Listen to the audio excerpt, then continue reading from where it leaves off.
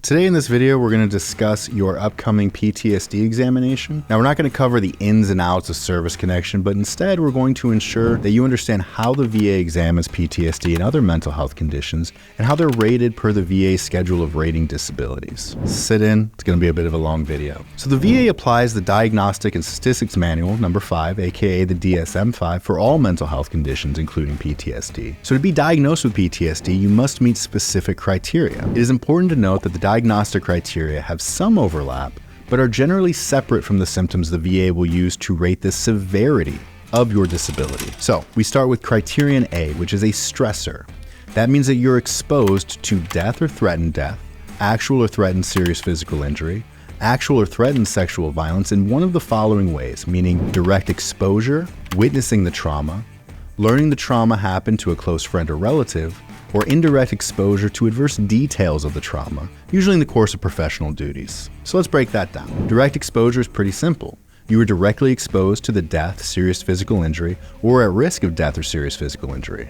Common examples include firefights or car accidents, but other examples can include seeing dead bodies or severely injured people, such as after a suicide or an animal attack. And witnessing the trauma is also fairly simple and straightforward. This is common in individuals who served in TOCs and other command centers who watched firefights, IED strikes, or other traumatic incidents via drone or camera footage. And learning that the trauma happened to a close friend or relative likewise is fairly self-explanatory. A common example we see in our practice is an individual whose best friend was killed in a firefight on patrol, or a family member who was involved in a catastrophic car accident. The last one, indirect exposure, primarily deals with first responders such as police, fire, or medics. Next we have Criterion B, which is intrusion symptoms.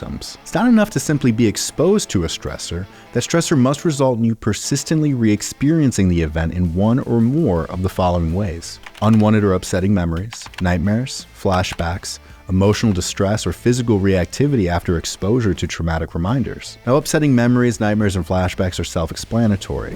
Upsetting memories means that you experience some emotional discomfort, such as anger, sadness, or grief, when you think about the traumatic event, and that those memories intrude and affect your life. Nightmares means that you have nightmares about the event or something inspired by the event. For example, if you were on a base that got mortared and have nightmares about the Taliban overrunning the base, that is a nightmare. Flashbacks mean that you flash back to the event and re-experience the event, either as if you were there again, or sometimes as if you were watching the event like a movie. And emotional and physical distress after traumatic reminders. Well, these common examples include irritability, anger, or being upset after being reminded of an event, while physical reactivity deals with the physical symptoms that accompany trauma, such as nausea, vomiting, sweating, tightness in the chest, or shortness of breath. Next, we have Criterion C, which is avoidance. That means that in one or more of the following ways, you avoid thoughts or feelings that remind you of the trauma.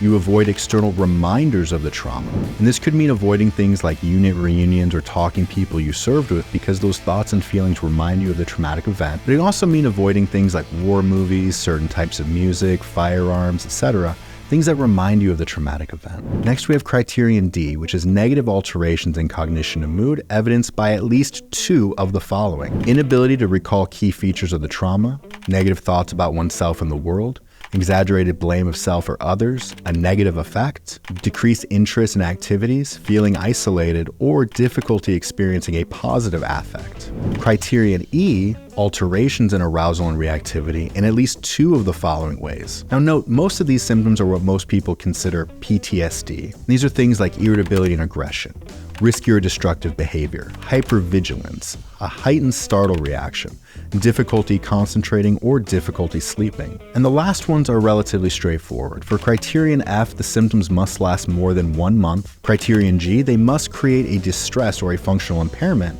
Criterion H means that the symptoms aren't attributable to another cause. Now, it's important to note that a wide variety of stressors can cause PTSD. And while there is some level of stressor needed for Criterion A, it does not require that you were Audie Murphy single-handedly assaulting German bunkers to qualify for PTSD.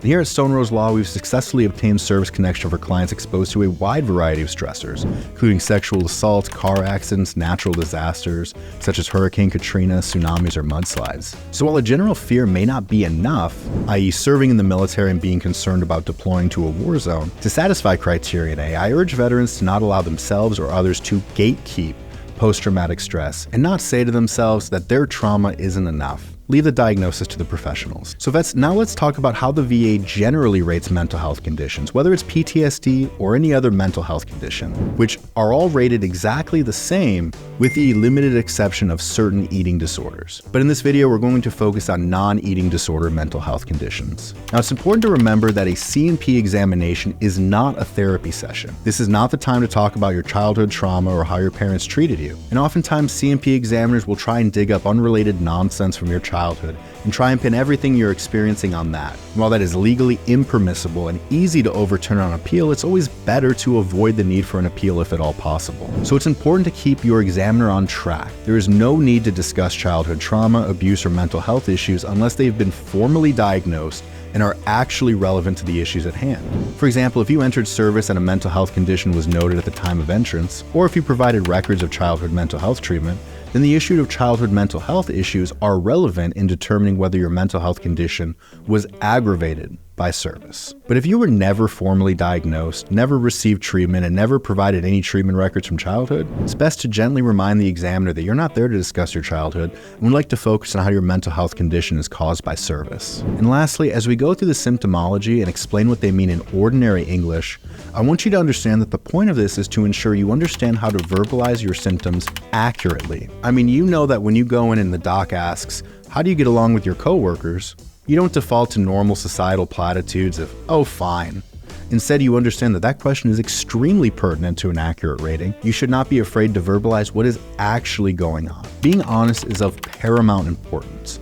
It is very easy for an examiner to determine when a veteran is exaggerating their symptoms. And if you exaggerate, your credibility can be called into question and it's harder to obtain an accurate rating. However, in my years of practice, I've almost never had this problem with a client. Instead, the problem I most often run into is my client not being truthful. And by that, I mean they go in and they minimize their symptoms, either out of embarrassment or fear of collateral consequences. I rarely, if ever, find that a client has exaggerated their symptoms, but all too often they underreport or minimize their symptoms. Now, a VA C&P examination is not treatment.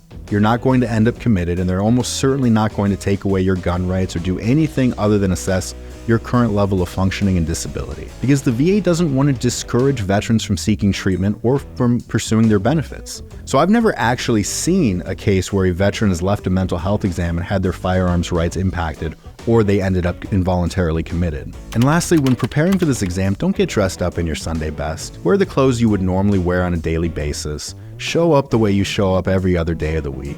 You don't need to shower and look good for your examiner if you don't shower and look good every single day. Bring your spouse if you have them, so that way they can accurately convey to the examiner what's going on. Now, by going through and explaining how each of these symptoms apply to you in lay terms, my hope is that you'll feel more comfortable being honest and forthright with your examiner. And this is not the time for general niceties and societal pleasantries. If they ask how you're doing and you're not doing fine, don't say fine. Be honest.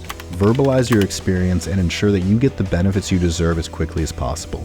Now, if you still have any questions about your upcoming exam, how the VA evaluates or rates mental health conditions, please don't hesitate to reach out to the team at Stone Rose Law at 480-498-8998.